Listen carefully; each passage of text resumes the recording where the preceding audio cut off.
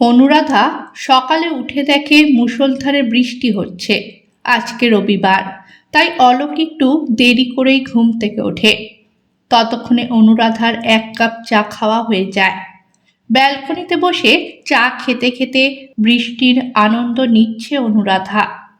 অলোক উঠে ব্রাশ করতে করতে ব্যালকনিতে এসে নিরাশার সাথে বলে, মুশকিল হলো তো, বাজার যাব কি করে?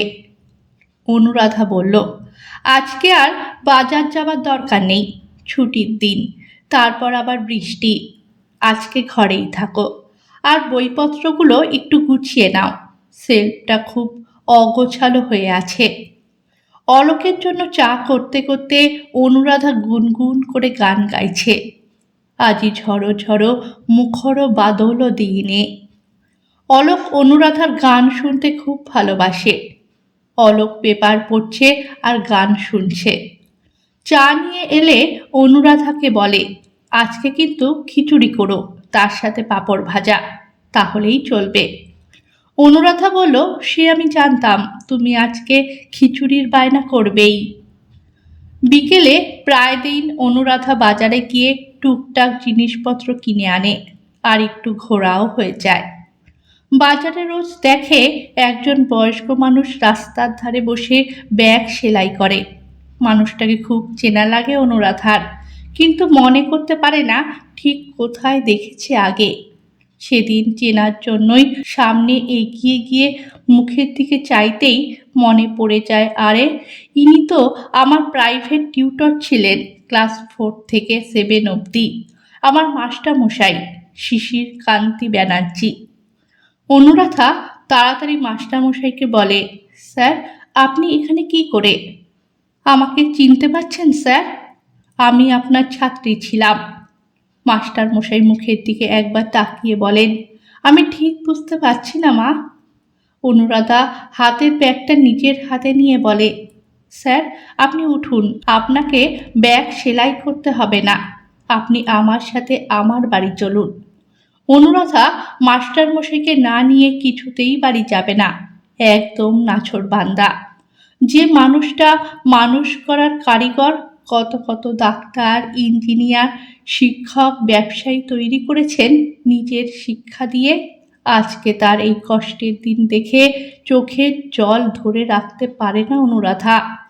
মাস্টারমশাই উঠে এসে বলে, তুমি বাড়ি যাও মা, আমি আরেকদিন যাব তোমার বাড়ি।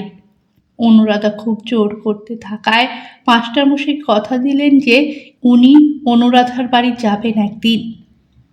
বাড়িতে এসে বারবার মনে পড়তে লাগলো ছোটবেলার কথা, মাস্টারমশাইয়ের কথা। অনুরাধা যখন ক্লাস 8-এ উঠল, তখন ওর বাবা বদলি হয়ে কাটোয়া চলে গেল। ওর মা আর ওরা 2 বোন বাবার সরকারি কোয়ার্টারে থাকতো, তাই মাস্টারমশাইয়ের সাথে আর কোনোদিন দেখা হয়নি। আজকে সেই মানুষটার দুর্দশা দেখে আশ্চর্য হয়ে গেছে অনুরাধা। বুকের ভিতরে চাপা কষ্ট অনুভব হতে থাকে। কয়েকদিন পরে মাস্টারমশাইকে জোর করে বাড়িতে নিয়ে আসে অনুরাধা।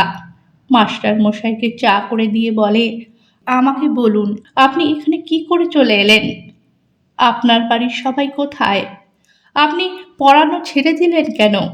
মাস্টারমশাই একটু মলিন হেসে বললেন, এটা আমার অদৃষ্ট ছিল মা। তারপর বললেন, আমি শিক্ষকতা করে খুব বেশি রোজগার করতাম না এখন। তারপর বয়স হতে ছাত্রছাত্রীদের সংখ্যা কমে গেল। তোমার কাকিমা আর আমার কোনো মতে চলে যাচ্ছিল। হঠাৎ তোমার কাকিমা ভীষণ অসুস্থ হয়ে পড়ল। অনেক ডাক্তার দেখিয়েও লাভ হয়নি, 1 বছরের মধ্যেই ছেড়ে চলে গেল। অনুরাধা বলল, আর মেয়ে কোথায় থাকে, ও খবর রাখে না আপনার? মাস্টারমশাই বললেন, মেয়ে মাধ্যমিক পরীক্ষা দিয়ে নিজের পছন্দের ছেলের সাথে পালিয়ে বিয়ে করেছিল। বিয়ের 2 বছর যেতে না যেতেই একটা অ্যাক্সিডেন্টে ওরা দুজনেই মারা যায়। আমি বাড়িতে খেয়ে না খেয়ে পড়ে থাকতাম, কিন্তু আমার নেশাখোর ভাইপো আমার সব সম্পত্তি নিজের নামে লিখে নিয়ে প্রমোটারকে বিক্রি করে দেয়। তারপর থেকে আমি ওখান থেকে চুচুড়া চলে আসি। সারা জীবন পড়িয়ে এসেছি, ভিক্ষা করতে বিবেকে লাগে, তাই ব্যাগ সেলাই করে যেটুকু হয় তাতেই চালিয়ে নিই। অনুরাধা কাঁদতে কাঁদতে জিজ্ঞাসা করে, আর এখানে থাকেন কোথায়? স্যার বললেন, একটা পরিত্যক্ত ঝুপড়িতে। আজ তাহলে আসি মা। অনুরাধা বলল, আমিও আপনার মেয়ের মতো, আমার একটা আবদার আপনাকে রাখতেই হবে। আমি আপনাকে দুপুরে খাবারটুকু দিয়ে আসবো, আপনি না করবেন না স্যার। আমি কোচিং সেন্টারে পড়াই, আমার শিক্ষা তো আপনার কাছেই হয়েছে। আমাকে এইটুকু সুযোগ দিন। আপনার এই বিপদের দিনে আমি এইটুকু পাশে থাকতে পারলে নিজেকে ধন্য মনে করব। স্যার আপত্তি করলেও ছাত্রী কিছুতেই শুনল না। শেষে স্যারের মত নিয়ে তবেই ছাড়ল। মাস্টারমশাই উঠে দাঁড়াতেই অলোক অফিস থেকে বাড়ি ঢুকে মাস্টারমশাইয়ের দিকে তাকালো। অনুরাধা তাড়াতাড়ি বলল, ইনি আমার মাস্টারমশাই। অলোক ব্যাগ নামিয়ে প্রণাম করল। মাস্টারমশাই চলে গেলে অনুরাধা কান্নায় ভেঙে পড়ল। অলোক কারণ জিজ্ঞাসা করে যে, তুমি এত কষ্ট পাচ্ছ কেন? আর ওনাকে আমারও খুব চেনা লাগলো, কোথাও দেখেছি মনে হলো। অনুরাধা বলল, তুমি ফ্রেশ হয়ে এসো, তারপর সব বলছি। অনুরাধার কাছে সব কথা শুনে অলোকের মনটাও খুব খারাপ হয়ে গেল।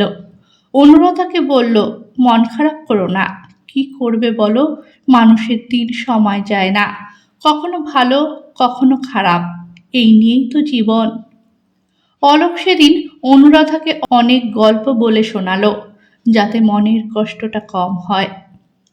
দুদিন পরে অলোক বলল, অফিস যাবে না, আজকে একটু অন্য কাজে বেরোবে। চা খেয়ে অনুরাধাকে বলল, আজকে ভালো কিছু রান্না করো, একঘেয়েমি ভাত ডাল করো না। অনুরাধা হেসে বলল, আচ্ছা তাই হবে। অলোক বাইরে বেরিয়ে গেল। অনুরাধা ঠিক করলো আজকে তাহলে পোলাও আর মাংস কষা করবে। স্নান করে পুজো দিয়ে রান্নার জন্য জোগাড় করে রান্না বসিয়ে দেয়। মাংসটা সেদ্ধ হলেই রান্না রেডি। কলিং বেল বেজে উঠতেই দরজা খুলে একেবারে অবাক হয়ে গেল অনুরাধা। অলোক আর মাস্টারমশাইকে একসাথে দেখে অনুরাধা অলোককে জিজ্ঞাসা করল, তুমি কোথায় খুঁজে পেলে মাস্টারমশাইকে? অলোক বলল, সেদিন দেখেই চিনতে পেরেছিলাম ওনাকে। বাজারের মোড়ে দেখি রোজ অফিস যাওয়ার সময়। তারপর ঘরে ঢুকে মাস্টারমশাইকে সোফায় বসিয়ে শরবত করতে চলে যায় অনুরাধা। অলোকও পাশে বসে।